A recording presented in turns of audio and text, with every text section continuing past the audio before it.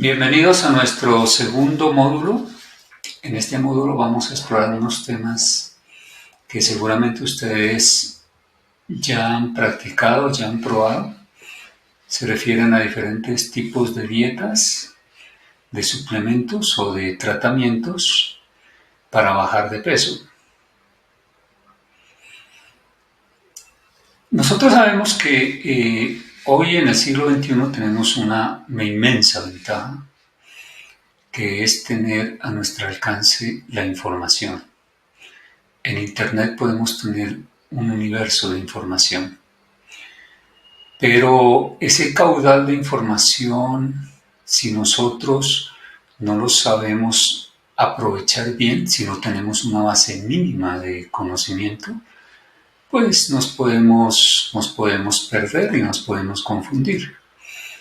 Generalmente las personas en la estructura de su pensamiento, en su propia personalidad, frente a este universo de información, genera demasiadas dudas. Y yo sé que de pronto ustedes han tenido esas dudas frente a toda esta cantidad de dietas, de suplementos, incluso de medicamentos o tratamientos que hay para bajar de peso. Algunas de ellas les pueden generar a ustedes opiniones. Algunas les pueden gustar, otras no. Y de entre esas opiniones, ustedes pueden tomar la decisión de cuáles ustedes las aceptan y cuáles no. Digamos que de un universo de dudas pasamos a unas opiniones personales y las interiorizamos más para que se conviertan en certezas. Y ahí es donde nosotros queremos entregarles a ustedes nuestra forma de ver este universo de información. Nos podemos preguntar simplemente cuántas cosas de las que hay en la mente y que a veces nosotros ya damos por hechas, hemos podido confirmar de manera directa. Yo creo que de un 100% son muy pocas las que realmente nosotros hemos podido confirmar.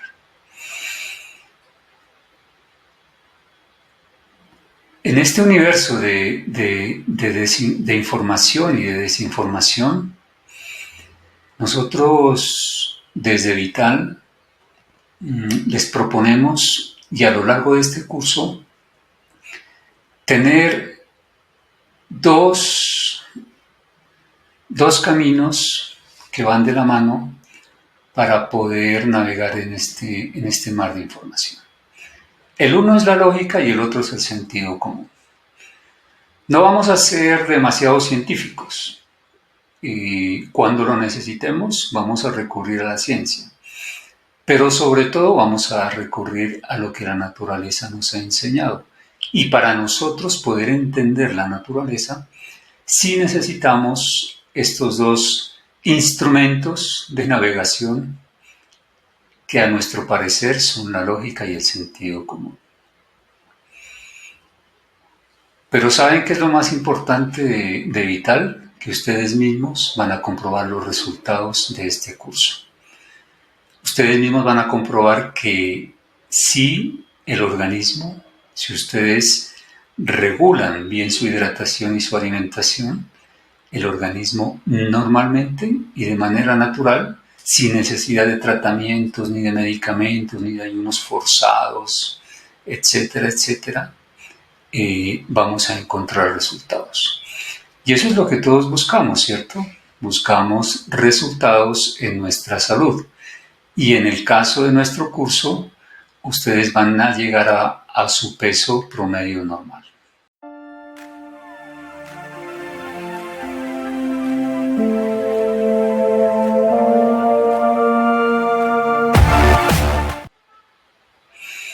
Pues comencemos ya en esta segunda lección con algunas de las dietas que muchas de las personas ya conocen. Nosotros le hemos dado un orden. Existen muchísimas, muchísimas, muchísimas dietas. Solo de tipo vegetariano hay muchísimas, de tipo vegano también. Pero nosotros las hemos ordenado de esta manera para que las podamos entender. De manera general, a estas dietas veganas o vegetarianas, nosotros las llamamos dietas ricas en vegetales. ¿Qué es lo que en promedio contienen? Pues contienen frutas, contienen verduras, contienen cereales, contienen frutos secos, etcétera, etcétera. O sea, el contenido de estas dietas está concentrado en los alimentos vegetales, aunque algunas dietas vegetarianas, como vemos aquí en la primera diapositiva, tienen algún contenido de proteína animal. Generalmente se utiliza mucho los huevos como complemento de proteína animal, que las personas que practican estas dietas pues lo consideran como uno de los mejores suplementos. Este es en general el cuadro de nuestras dietas vegetarianas. Pero veamos la siguiente.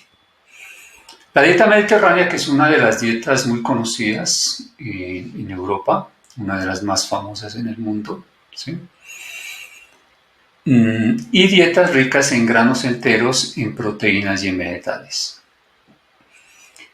Es una de las dietas que más se han promovido, que tienen un promedio de menos de un 50% de proteína animal, generalmente comida de mar, pescados, mariscos, muchos frutos secos, aceites ricos en omega 3, aceites de oliva, etcétera, etcétera.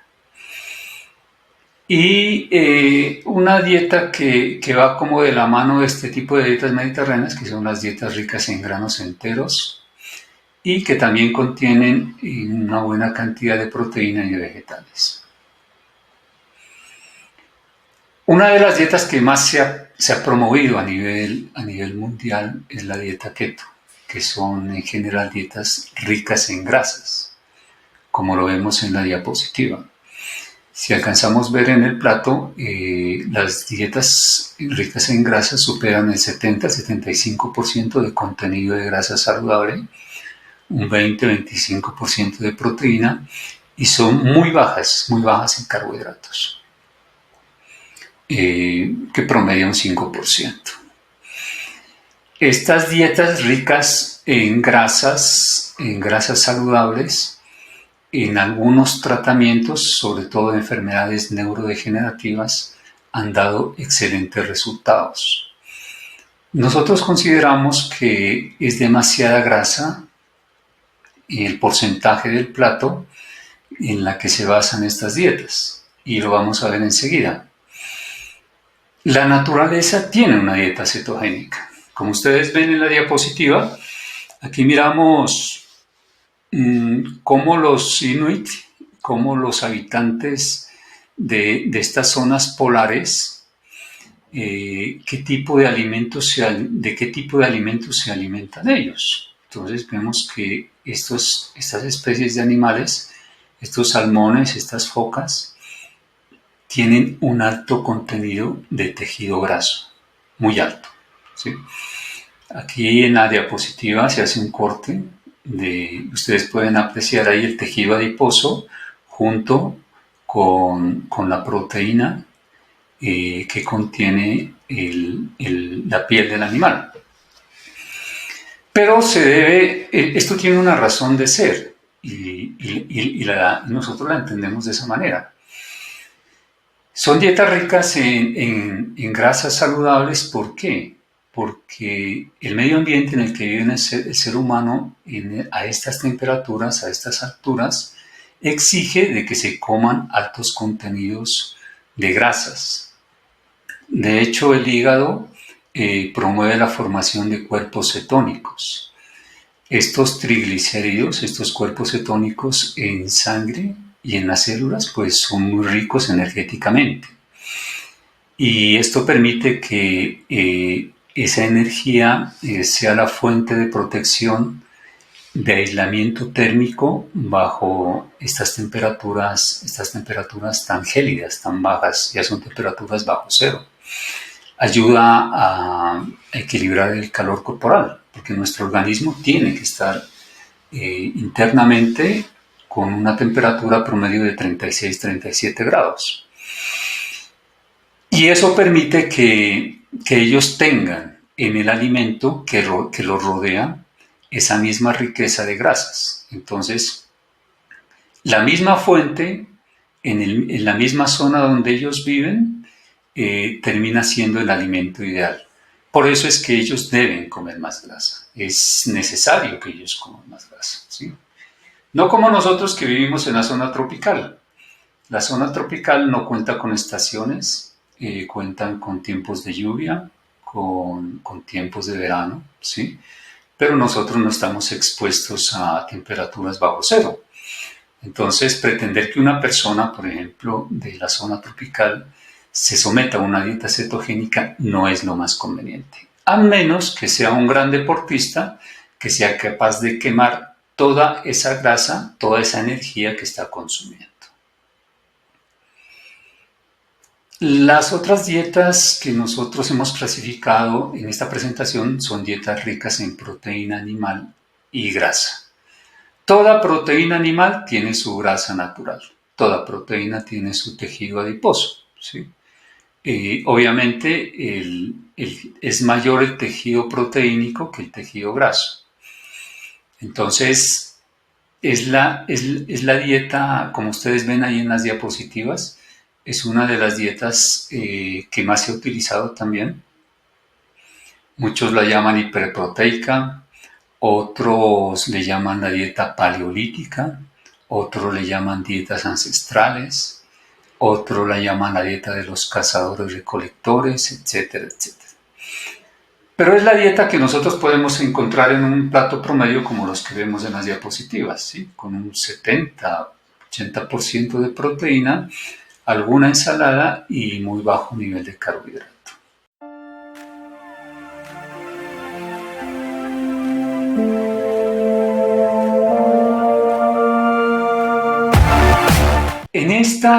En la introducción de esta lección de la número 3, vamos nosotros a dar respuesta a todas estas dudas sobre todo este tipo de dietas. ¿Qué consideramos nosotros? ¿Cuál es la guía? ¿Qué nos lleva a nosotros a decir lo que vamos a decir? Que la naturaleza definitivamente es la que determina qué tipo de alimentación debe tener cada especie en la cadena alimenticia. Yo creo que esta diapositiva que ustedes están mirando ahí resume eso. Y nos la han enseñado a nosotros desde la escuela y nos la repiten en el colegio, incluso en la universidad. Que existen animales que son herbívoros, que solo comen hierba y solo comen vegetales, ¿cierto? Eso está claro. Pero a veces no nos han dicho que estos animales tienen una anatomía especial para eso, tienen una biología especial para eso, tienen un contenido microbiológico en sus intestinos, unas enzimas y una bioquímica especial para utilizar los nutrientes que tienen las células vegetales. Las células vegetales tienen una pared celular que es muy fuerte de romper. Por eso estos animales herbívoros están diseñados por la naturaleza para poder acceder a los nutrientes que hay en el interior de la célula vegetal. Y es tan fuerte esa pared que tiene que someterse a procesos de fermentación y de acidosis muy fuertes, muy fuertes. Tanto que un animal herbívoro puede tener en su estómago 1, 2 o 3 días fermentando ese contenido vegetal que ha comido para poder aprovechar los nutrientes que tiene, ¿sí? ¿Qué hacen ellos en la cadena alimenticia? Hacen algo que es sorprendente. Realmente es Eso es como un milagro de la naturaleza realmente. Porque ustedes miran a un animal herbívoro, miran una vaquita, ¿sí? O miran a un conejito. Nosotros acá tenemos unos herbívoros que se llaman cuyes de la zona andina, ¿sí? Que solo comen hierba. O un caballo solo come hierba. Y de la hierba tienen un laboratorio biológico y bioquímico que es capaz de transformar esa hierba en músculo, en tejido óseo, en tejido neuronal, en órganos, en piel, etcétera, etcétera. ¿Sí? Miren lo importante de esto. El animal no come nada más que vegetales, ¿cierto? Pero es capaz de reestructurar, de tomar las proteínas, de tomar las enzimas, de tomar las moléculas adecuadas, de reorganizarlas y de reconstruir un tejido animal muy diferente al tejido vegetal. ¿Sí? Hasta ahí es un milagro lo que realmente los animales herbívoros hacen. ¿Por qué tienen que comer tanto? Porque el contenido proteínico, la calidad de la proteína vegetal, no se puede comparar con la calidad de la proteína animal. O sea, el valor biológico de un plato de ensaladas, uno no lo puede comparar únicamente, por ejemplo, con un huevo, ¿sí? Que es como una de las proteínas que más consumimos. Un huevo proteínicamente es superior. Tiene casi todos los aminoácidos esenciales, tiene grasas saturadas normales, ¿sí? Tiene todo lo que un ser humano necesita para nutrirse bien. Si quisiéramos nosotros, como seres humanos, alimentarnos solo de vegetales, tendríamos que comer el promedio de un 10% de nuestro peso diario. Si pesamos 70 kilos, tendríamos que comer 7 kilos de vegetales diarios, ¿sí? Y no tenemos la capacidad digestiva para hacer eso. No es contranatural hacer eso. Por eso es que la cadena alimenticia existe. Por eso la cadena alimenticia la formó la naturaleza, ¿sí? Nosotros, ¿qué hacemos? Al contrario de los animales herbívoros, nosotros podemos servirnos, podemos comer la proteína del animal herbívoro, ¿sí? Y es ahí donde la base de nuestra alimentación es más de un 80% animales carnívoros. Algunos dicen que somos omnívoros facultativos. Nosotros creemos que la base de la alimentación del ser humano, desde que éramos cazadores-recolectores, esencialmente fue la caza y la pesca, que es la proteína animal con su contenido graso promedio. ¿Sí? Eso es indiscutible. Esa biología que tenían ellos en el Paleolítico, aún en el Neolítico, la tenemos hoy. Y tenemos toda la capacidad de digerir esa proteína animal. Entonces, ¿por qué un 20% podemos ser omnívoros? Porque el ser humano, digamos en las zonas templadas, en las zonas donde hay estaciones, habían 3, 4, 5 meses del año en que venía el invierno y se escaseaba el alimento, ¿cierto? Entonces el ser humano tenía que aprovechar al máximo lo que había.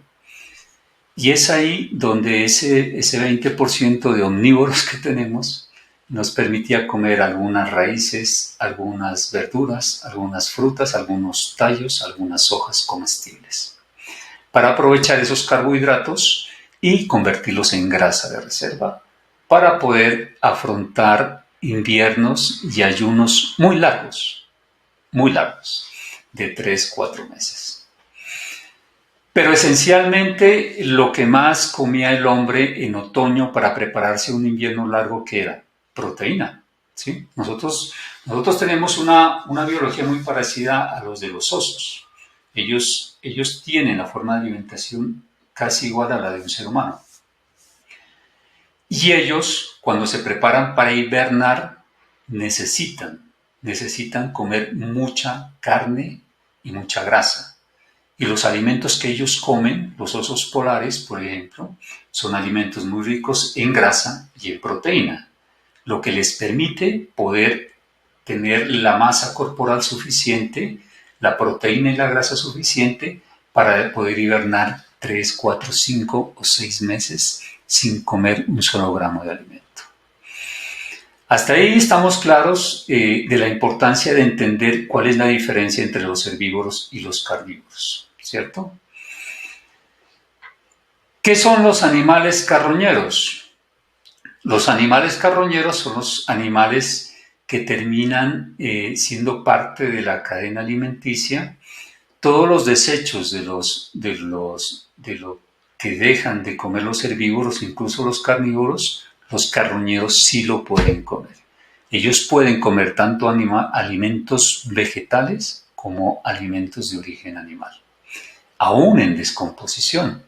Tienen un sistema inmunológico y una microbiología, o sea, tienen una cantidad de bacterias que viven en simbiosis en sus intestinos, especial para descomponer tanto materia orgánica vegetal en descomposición como materia orgánica animal en descomposición, ¿sí?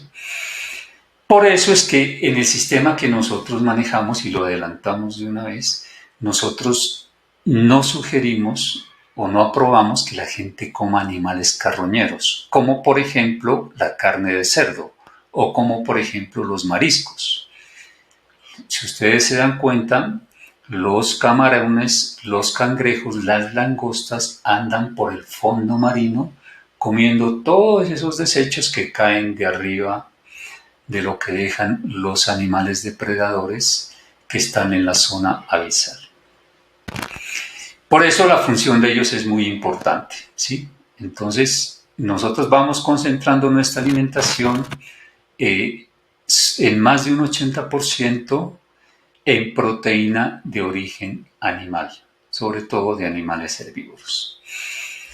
Y para terminar, pues están los descomponedores, que son todo un ejército de hongos, de bacterias, de microorganismos, de micorrizas, que a nosotros hoy nos está asombrando demasiado, porque mucha gente asocia a los hongos con materia en descomposición y con la muerte, por decir algo.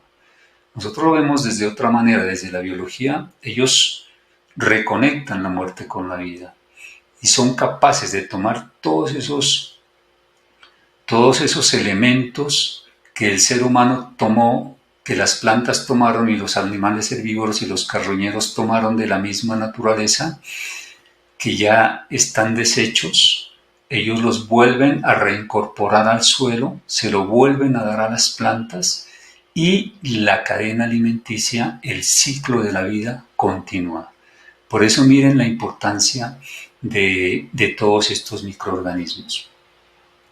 Y eso nos permite a nosotros llegar a la conclusión desde la biología funcional que la naturaleza definitivamente no tiene dietas.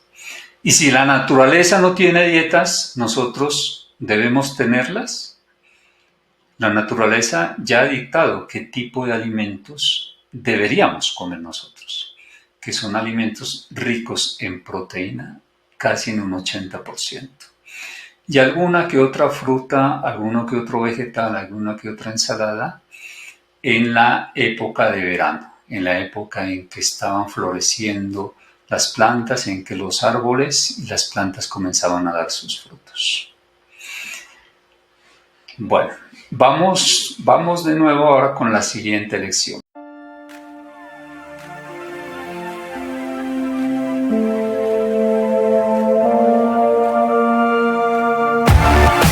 Los suplementos. En esta lección, a mí me llamó mucho la atención cuando comenzamos a hacer a trabajar sobre este tema, porque realmente les confieso, hay muchos suplementos que yo realmente me sorprendieron, ¿sí? Por ejemplo, el glucomanán. que le dicen balón gástrico, porque qué hacen estas moléculas de glucomannan? Llegan al estómago y forman un gel al contacto con el agua, ¿sí? Y ese gel ocupa espacio dentro del estómago y da una sensación de saciedad, de que el estómago está lleno, y por eso le ayuda a las personas a bajar de peso. Hay otros de tipo químico como el CLA, la L-carnitina, que tienen también unas funciones de tipo metabólico y que también se utilizan como quemadores de grasa e incluso controladores de insulina. Hay otros más de tipo natural, como la espirulina, el té verde, la Garcinia camboya, los jugos verdes, ¿sí? Como ustedes lo ven ahí en la diapositiva, el mismo ajo que se lo utiliza también, y habrán muchísimos otros más que ustedes hayan probado, y muchísimos más que están saliendo al mercado, y muchísimos más que llegarán al mercado, ¿sí? ¿Qué creemos nosotros de este tipo de suplementos? Pues que son paliativos. Le ayudan un poco al organismo, pero no es la solución. Realmente no es la solución. Incluso la industria farmacéutica ha entrado a competir aquí con muchos medicamentos ya específicos para bajar de peso. Y hay otros ya complementarios como los que el quema grasa. En general, ¿qué quieren hacer todos estos suplementos? En general quieren quemar grasa, quieren reducir el apetito, pretenden saciar el hambre y creen regular el metabolismo, ¿sí? Por ejemplo, el control de los niveles de insulina, porque como comemos tantos carbohidratos, comemos tantos azúcares, los niveles de insulina se disparan en el organismo. Y lo que pretenden hacer ellos es controlar estos niveles de insulina, porque entre más insulina tengamos, el hígado va a formar más grasa de reserva. ¿Qué otro tipo de terapia se utiliza hoy para bajar de peso? Este es como otro campo en el que también nos vamos nosotros sorprendiendo. Uno encuentra anillos para bajar de peso, la reflexología, la auriculoterapia, que utiliza agujas en la oreja para pretender estimular ciertas partes del organismo y evitar que la persona le ayude a controlar la ansiedad y reduzca el apetito. Hay aretes biomagnéticos también, se utiliza la maderoterapia, como ustedes lo ven ahí en la diapositiva, la presoterapia y la electroestimulación. Aquí les hago un paréntesis en la electroestimulación. ¿Por qué? Porque tiene una base electrofisiológica que hace que estos electrodos dispuestos en parte del abdomen, de las piernas o de las zonas donde haya tejido graso, hace que el músculo se mueva sin que la persona esté haciendo ejercicio. Entonces, algunos le llaman gimnasia pasiva, ¿sí? Pero de todas maneras estimula el músculo, porque el músculo es un órgano eléctrico, ¿sí? Váyanse grabando esa palabra, es un órgano eléctrico. Entonces, el músculo, al sentir el estímulo del electrodo, se mueve, ¿sí? Se contrae y se estira. Y es como si se estuviera haciendo ejercicio, pero la persona está quieta. Y le permite de alguna manera, pues, bajar de peso. Y estos otros métodos, ya que ustedes ven en las diapositivas, que ya son muchísimo más invasivos, con los cuales no necesariamente estamos de acuerdo. De pronto ya para personas que ya tengan una obesidad tipo 2 mórbida, que esté en riesgo su salud, sí ya el médico, el especialista, dará la aprobación profesional pertinente para, por ejemplo, una cirugía de una manga gástrica o un bypass gástrico, ¿sí?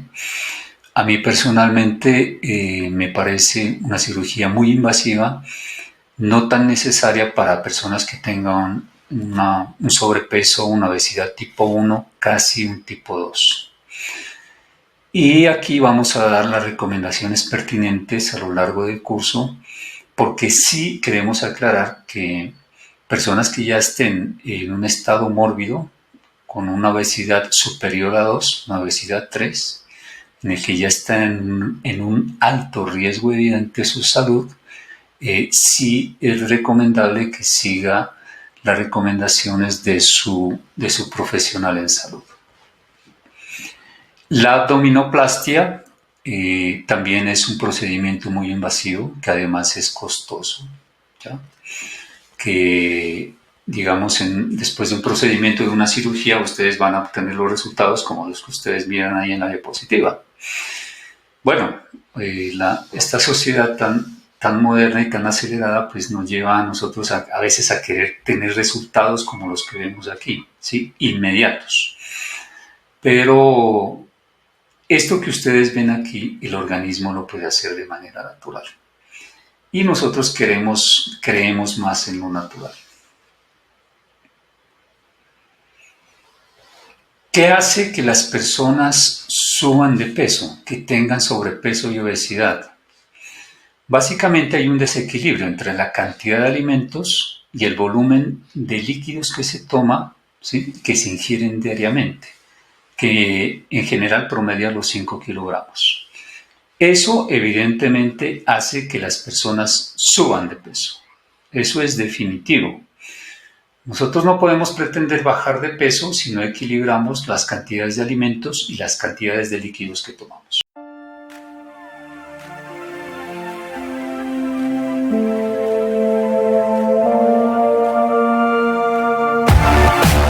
¿Qué otro tipo de terapia se utiliza hoy para bajar de peso? Este es como otro campo en el que también nos vamos nosotros sorprendiendo.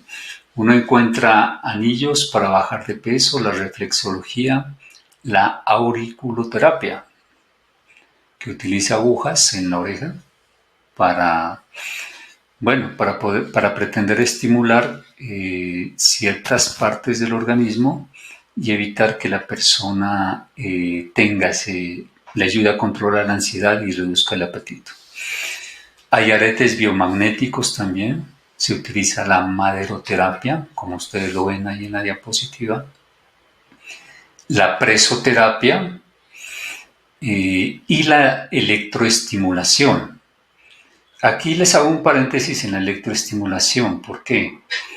Porque tiene una base electrofisiológica que hace que estos electrodos dispuestos en parte del abdomen, de las piernas o de las zonas donde haya tejido graso, hace que el músculo se mueva sin que la persona esté haciendo ejercicio. Entonces, algunos le llaman gimnasia pasiva, ¿sí? Pero de todas maneras estimula el músculo porque el músculo es un órgano eléctrico, ¿sí? Váyanse grabando esa palabra, es un órgano eléctrico. Entonces, el músculo, al sentir el estímulo del electrodo, se mueve, ¿sí? Se contrae y se estira. Y es como si se estuviera haciendo ejercicio, pero la persona está quieta. Y le permite de alguna manera, pues, bajar de peso. Y estos otros métodos, ya que ustedes ven en las diapositivas, que ya son muchísimo más invasivos, con los cuales no necesariamente estamos de acuerdo.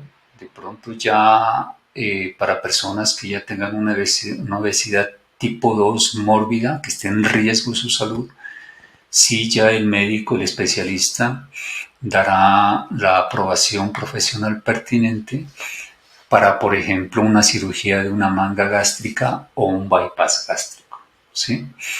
A mí personalmente me parece una cirugía muy invasiva, no tan necesaria para personas que tengan un sobrepeso, una obesidad tipo 1, casi un tipo 2.